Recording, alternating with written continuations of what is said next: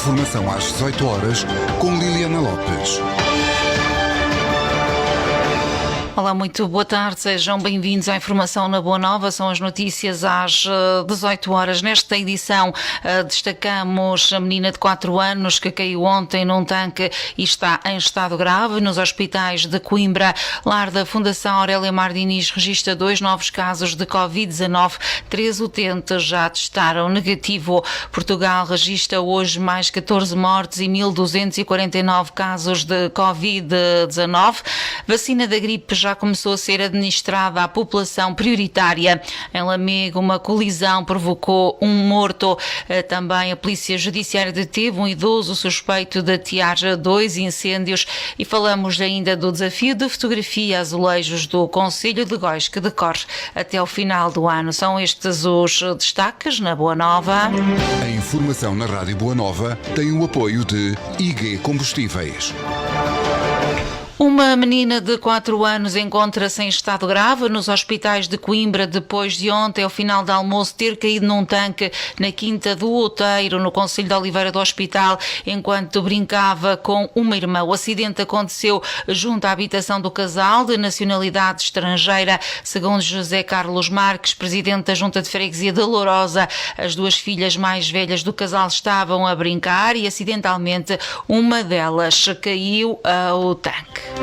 Foi por volta da hora do almoço que uma criança de nacionalidade estrangeira que entretanto estava a brincar e caiu dentro de um tanque de água que junto à casa de habitação. E uma menina de 4 anos.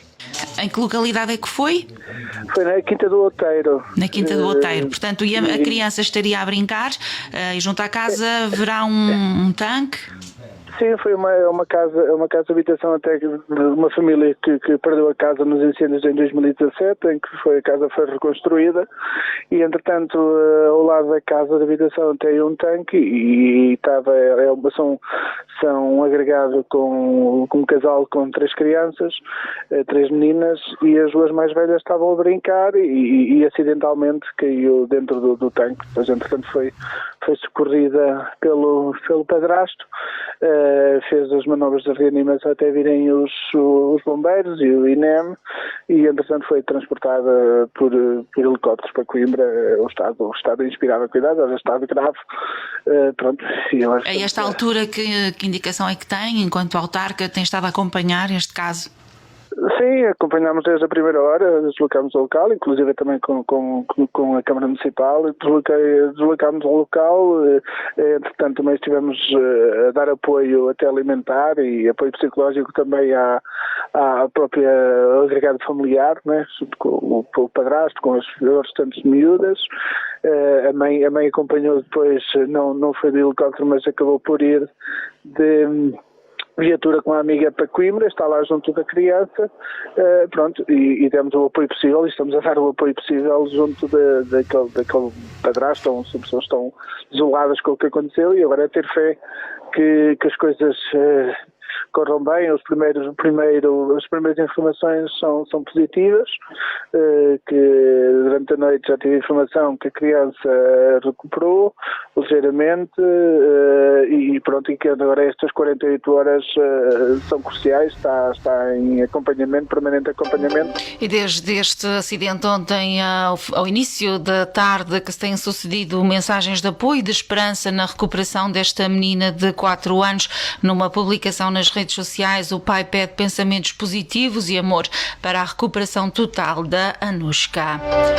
O Concelho de Oliveira do Hospital conta com 2 novos casos ativos de Covid-19 que se reportam ao lar da Fundação Aurélia Mar Diniz. A informação foi confirmada à Rádio Boa Nova pelo presidente do município de Oliveira do Hospital, José Carlos Alexandrino, e pelo presidente do Conselho de Administração da Fundação Aurélia Mar Diniz, Álvaro Herdade. Numa atualização aos casos da Covid-19 no Concelho, o presidente do município oliveirense esclareceu que neste momento há 9 casos ativos de Covid-19 no Concelho, onde se incluem 2 novos casos positivos no lar da Fundação, tratando-se de utentes. Em Oliveira do Hospital há neste momento não 6 casos ativos como está na página da Câmara Municipal, e já vou explicar porquê, mas há 9 casos ativos neste momento. porque na página não foi considerado, porque 3 pessoas destas já deram o primeiro caso negativo, 3 pessoas destas. Mas como é IPSS, ou profissionais de saúde, ou GNR, ou bombeiros, só o segundo teste é que são considerados não infectados. E por isso há esta discrepância entre os números que eu estou aqui neste momento a dar, porque considerou-se nesta fase ainda que estas 3 pessoas já tinham sido retiradas, que são utentes da fundação. Temos neste caso 7 casos positivos na fundação e que são todos utentes. Mas deixe-me dar aqui outra nota em abono da verdade. É verdade que houve uma profissional do lar que deu positivo, mas essa pessoa não foi considerada nas nossas contas de Oliveira do Hospital por ter residência fiscal em Viseu.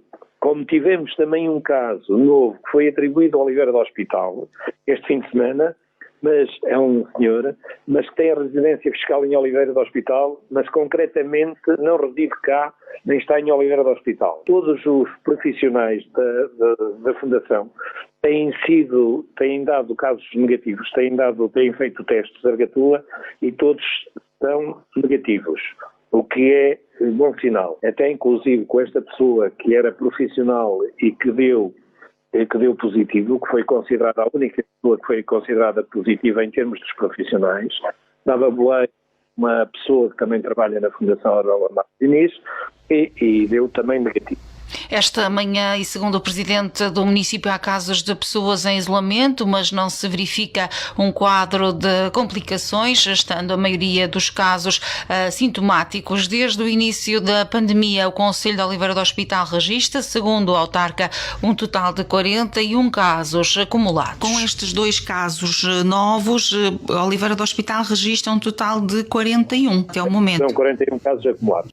Nós vemos neste momento a média que o tem e percebemos que o Oliveira do Hospital continua absolutamente de uma forma controlada, até porque os números de chegar aos 1.600, perto dos 1.700, é um número dramático, na minha opinião, em relação ao país.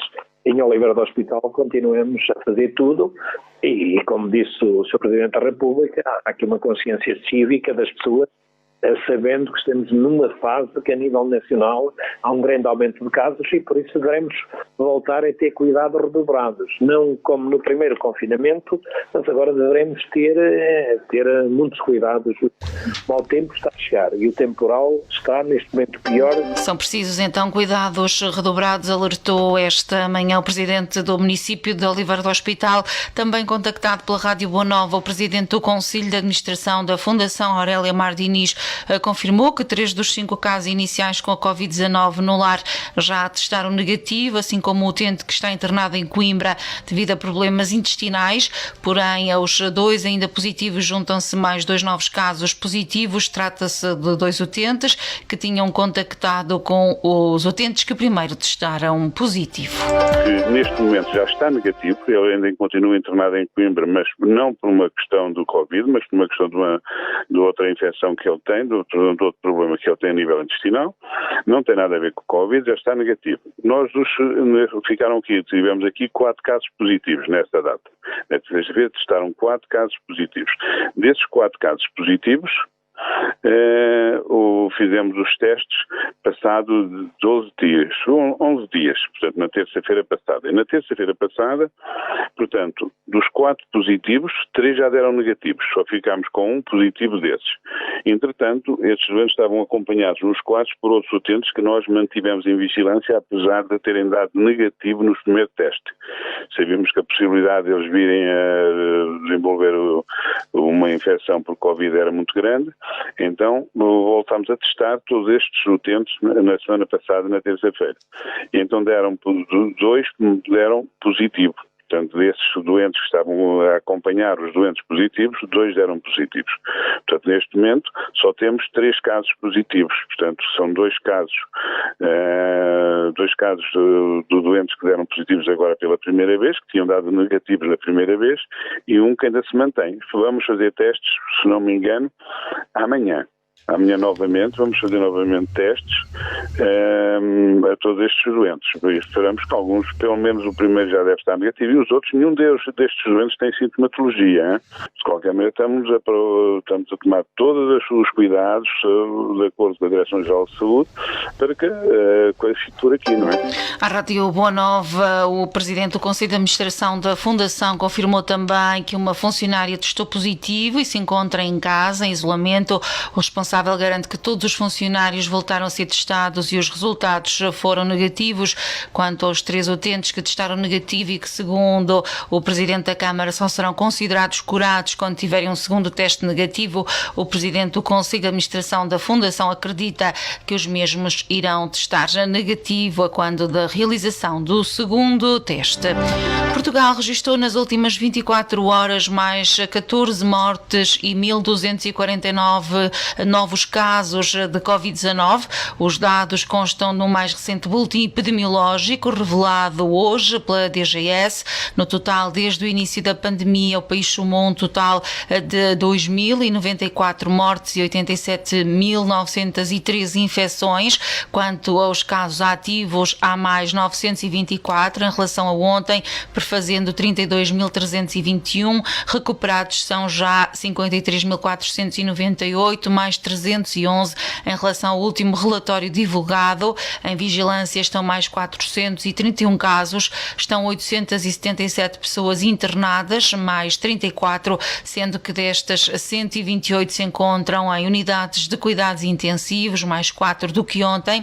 A região de Lisboa e Val do Tejo continua a ser a zona do país com maior número de casos confirmados, são 43.646, são mais 505 do que ontem, e quanto a óbitos foram já contabilizados naquela região 836, mais 6 do que no domingo.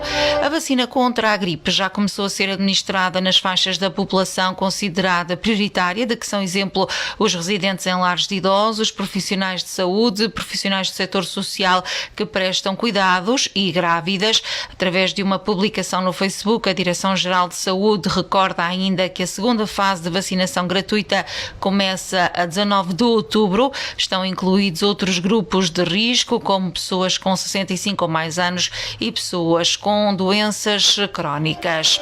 Uma colisão entre uma viatura ligeira e um motociclo em Cambres, no concelho de Lamego, provocou hoje uma vítima mortal.